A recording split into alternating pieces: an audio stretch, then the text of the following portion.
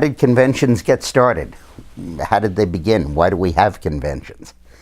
Well, back at the very beginning of our political history, the candidates for each political party were not nominated at conventions. They were nominated by the congressional caucus of that political party. The Federalists had their congressmen and senators. The Republicans/Democrats, Jefferson's people, had theirs. And the two-party congressional caucuses would meet and would nominate their candidates for president. That system prevailed through the end of the Monroe administration. In 1824, the candidates for president were Crawford from South Carolina, Henry Clay from Kentucky, John Quincy Adams from Massachusetts, and Andrew Jackson from Tennessee. And the Congressional Caucus wanted Crawford, who was the leader, really, of the Democrats. At that point, there was all the Democratic Party or the Republican Democratic Party. There really wasn't a Whig Party yet, and the Federalist Party had died. It was an election, really, without political parties. And the Congressional Caucus wanted Crawford. But the establishment in New England wanted Quincy Adams, and the Westerners and the Southerners wanted Jackson. So there was a tremendous battle over that, and eventually it led to an election which was decided in the House of Representatives when Adams and Jackson were the top two, and Clay was number 3, and he threw his votes to Adams in return for being named Secretary of State. They called that the corrupt bargain.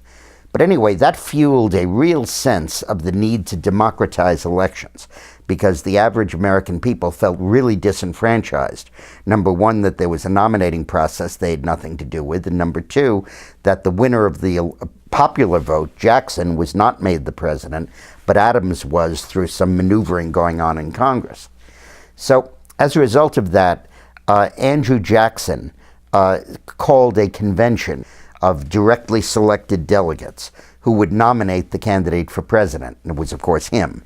And that was really the birth of the Democratic Party. He then fashioned it into a real political instrument during his presidency. But that was to get away from Congress. It was kind of moving out of Washington. It was the anti-Washington step of the era to make it a convention rather than a congressional caucus. And then eventually the Whig Party that came up in Jackson's second term held their first convention, and gradually the two-party conventions became absolutely standard and built into the system. Now, after the Civil War, though the Democratic Convention and the Republican Convention both adopted, actually they had it before, a two-thirds rule. You needed a two-thirds vote in order to secure the nomination. And that was really, at least in the Democratic Convention, a device of the Southerners to make sure that they had a veto over the Democratic presidential nominee. So he would not be liberal, so he would maintain their racist policies in the South. And during the Republican conventions of the 1880s and 1890s, and the Democratic conventions of the 1920s, the conventions became stalemated, just deadlocked all the time. You'd always have a front runner, a second candidate, and they would go on for ballot after ballot after ballot. I think the 1920 Democratic National Convention lasted for 109 ballots, or something like that. It took 2 weeks to nominate a candidate, and by the time they nominated a candidate, he was absolutely had no chance of winning. That led to a reform that was adopted in the Roosevelt era of majority rule at conventions, and it eliminated the veto that the Southerners basically had.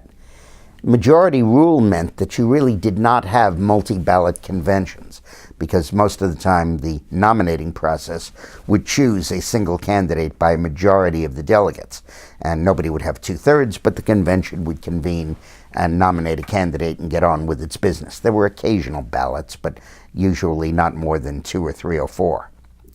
Then, in 1968, there was a convention in Chicago for the Democratic Party, and it was in the height of the anti-war sentiment against the Vietnam War.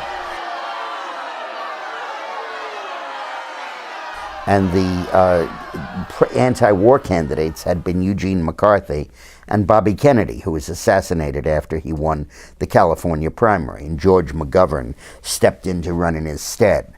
And Hubert Humphrey, who had not entered a single primary, steamrolled the convention and got all the bosses to push their delegates to vote for Humphrey, and they nominated him. That was and there were huge riots in Chicago, and Humphrey lost. That marked the last stage in the evolution of conventions, because at that point, the people insisted, that the nominee not be chosen by the bosses, but be chosen by the people in primaries or caucuses, as we have now. And the McGovern Commission was set up in 1969 to make sure we didn't get a repeat of Chicago, and they adopted the rule of universal primaries in choosing delegates. And the Republicans followed suit, and they did that as well. That meant that the conventions basically became a television event.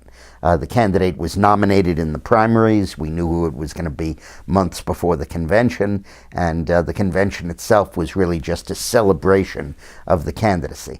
The exception to that was 1960, when there was some doubt as to whether Kennedy would have a first ballot majority, but it turned out that he just narrowly did, squeaking ahead when Wyoming, the last state in alphabetical order, gave him 14 votes. And now the conventions are really celebrations, but they're also a 3- and 4-day opportunity for the party to explain who it is, what it's for, why it exists, and why it's nominated its candidates. And it's very significant. Conventions usually produce a bounce of 6 to 10 points for the candidate. Often they're offsetting conventions. One party will go up, and then the other party will go up, and in September it'll be the same as it was before the convention started. But and sometimes parties don't get bounces, and the conventions are decisive. I believe in this particular case, the Republicans are coming off the Romney convention with a real significant bounce, because it was a great convention.